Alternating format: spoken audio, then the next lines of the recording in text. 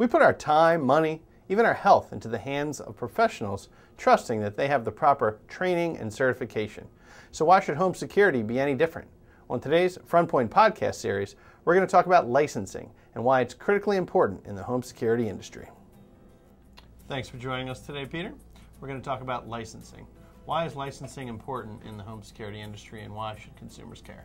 Good question, Greg. It's just one more way for a consumer to know the good guys from the bad guys. And we feel, as do the states, that it's an important part of the verification and authorization process for an alarm company.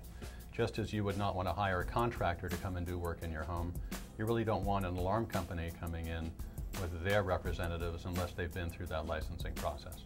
And how do the rules vary state to state, or are they uniform no matter where you live? Well, they're remarkably different, and broadly speaking, I can put them in three categories. Some states, a small group and getting smaller all the time, don't have any state licensing requirements, and there are just a handful of those. Other states may allow you to be exempted based on your business model, and it just so happens that we were exempted by a number of states because of our self-installed and remotely supported business model. And then there are other states that require you to be licensed even if you have a virtual model the way that we do.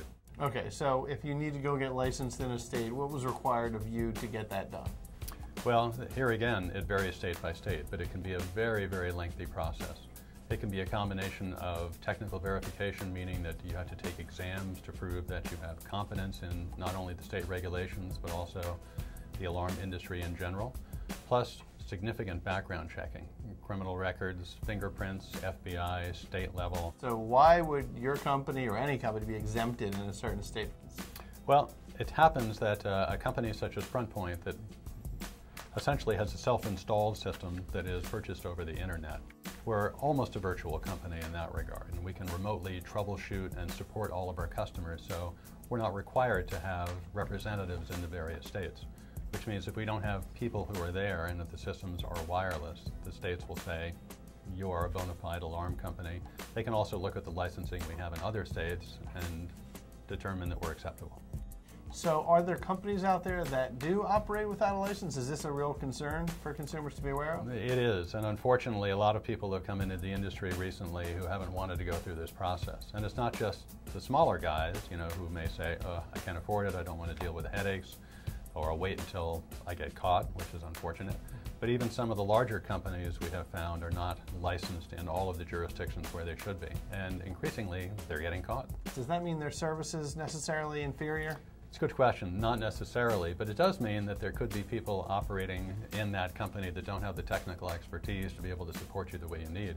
It could also mean, and this is even scarier, that there might be people in the company that have criminal backgrounds. And clearly you wouldn't want that in the company that's providing your home security. Right. So if you had to bottom line this and you're talking to consumers about buying a home security system, what do you need to know about licensing?